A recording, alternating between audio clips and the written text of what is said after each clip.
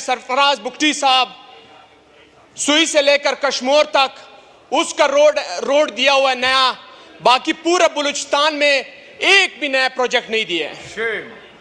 और आप देखें जनाब स्पीकर साहब, इमरान खान साहब के टाइम में 800 अरब रुपए बलूचिस्तान को दिए गए। इस बार एक रोड के अलावा कुछ भी नहीं दिया गया है। एजुकेशन को तबाह बर्बाद कर दिया। जो हमें एजुकेशन को सही करना चाहिए था, उसे बजट ज्यादा देना चाहिए था, हमारे एजुकेशन पे फंड पे कट दिया गया है। जनाब स्पीकर, हम गए थे ईद मनाने, मगर जैसे हमारे मैडम मोजिज मेंबर कह रही थी, मेरे बच्चे अभी तक भूखे हैं। ये तो एक मेंबर है एमएनए, इधर बैठी हुई है, और हमारे जो हल्के में गरीब लाचार लोग हैं, उनका आवाज कौन उठाएगा, उनका आवाज कौन बनेगा। हम लोगों ने ईद पूरे कंप्लेंट्स में गुजारे। एसडीओ को फोन कर रहे हैं, यहां के बिजली को लें, गैस वाले को फोन कर रहे हैं, यहां का गैस को लें। जब मेरी एसडीओ से बात हुई, उन्होंने कहा कि फेडरल गवर्नमेंट और बलूचिस्तान गवर्नमेंट हमें पैसे नहीं दे रहे, इस वजह से हम लोग ने लोड शेडिंग टाइम ज्यादा किया है। जनाब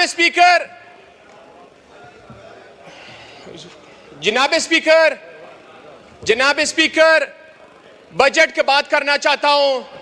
हम बजट एमएनएस को देते हैं, एमपीएस को देते हैं, जो एमपीएस और एमएनएस का काम ही नहीं है बजट। यहां पे हमें कानून साजी करना चाहिए। हमें बजट जो देना है वो लोकल गवर्नमेंट को देना है।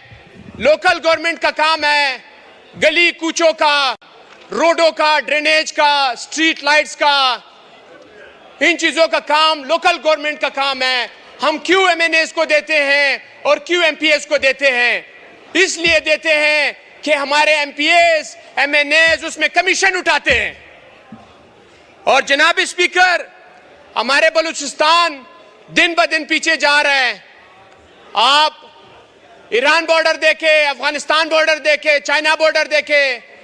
ये हमें एक इकोनॉमिक कॉरिडोर्स बनाने चाहिए। और ये हमारे लोग क्यों कच्चे के डाकू और पक्के के डाकू बन रहे हैं? ये इसलिए बन रहे हैं कि कोई रोजगार ही नहीं है, कोई कारोबार ही नहीं है, कुछ ही नहीं है। जनाब स्पीकर, मैं ये बताना चाहता हूं कि हमारे इमरान खान साहब ने जो फंड्स दिए थे उसका एक हिस्सा भी बलूचिस्तान को नहीं दिया गया है। और कहते हैं कि सीपेक का जो बुनियाद है वो बलूचिस्तान है। सीपेक का जो बुनियाद है वो बलूचिस्तान है, मगर बलूचिस्तान में आप जाएं, गवादर में देखें, पीने का पानी तक नहीं अभी तक। और आप 1 किलोमीटर भी दिखाएं कि हमारे मोटरवे बने। मैं आपको यकीन से बता रहा हूं कि इतने हमारे दहशतगर्दी में लोग नहीं मरे होंगे बलूचिस्तान में जितने कराची टू कोयटा ये हाईवेज पे लोग मरे। कल परसों भी लोग मरे थे, 8-10 लोग। हर रोज डेली रूटीन पे ये लोग एक्सीडेंट होता है और मरते हैं। इतने हमारे दहशतगर्दी में लोग नहीं मरे जितने हमारे ये हाईवेज पे मरते हैं। और 1 किलोमीटर आप दिखाएं मोटरवे, मैं मानूंगा कि वाकई में हमारे हुकूमत और हमारे फेडरल बलूचिस्तान के साथ वफादार हैं। हमारे रकबे के लिहाज से बलूचिस्तान बहुत बड़ा है। आपको पता है कि वहां पे एग्रीकल्चर का बलूचिस्तान इतना बड़ा गढ़ है कि पूरे पाकिस्तान की इकोनॉमी को उठा सकता है, मगर फेडरल सिंसियर ही नहीं है हमारे बलूचिस्तान के साथ। जनाब स्पीकर, हमारे खान साहब ने, इमरान खान साहब ने बलूचिस्तान से डिप्टी चेयरमैन और चेयरमैन सेनेट यहां पे बनाए हुए थे फेडरल में, मगर इस बार बलूचिस्तान को किसी ने कोई तवज्जो ही नहीं दी, ना बलूचिस्तान को पाकिस्तान का हिस्सा समझने की कोशिश की।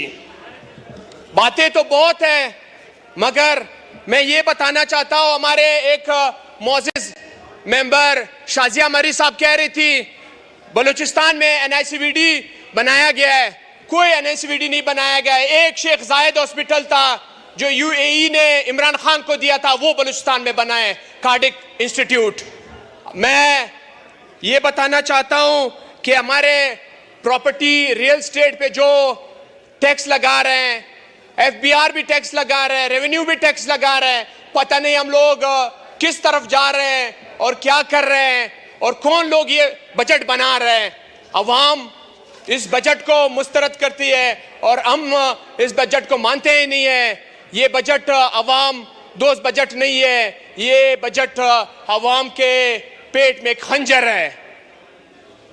जनाब स्पीकर, मैं आपसे स्पेशल रिक्वेस्ट करता हूं कि आप एक कमेटी बनाएं, हमारे बिजली और गैस पे ये इशू ये उठाएं। स्पेशल मैं आपसे रिक्वेस्ट करता हूं। मेरे पूरे बलूचिस्तान, सिर्फ मेरा इलाका नहीं, ना मेरा एनए कॉन्स्टिट्यूशन मेरे इलाका, पूरे बलूचिस्तान में न गैस है न बिजली है। जनाब स्पीकर, आपको पता है हमारे लॉ एंड ऑर्डर का हालात किस तरफ जा रहे हैं और सिक्योरिटी का हम लोग कितने फंड्स दे रहे हैं और सिक्योरिटी संभाल ही नहीं सकते हैं।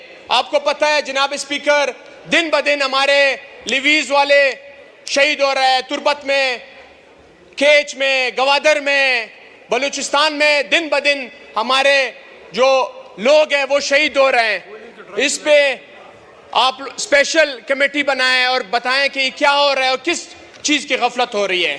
Thank you so much.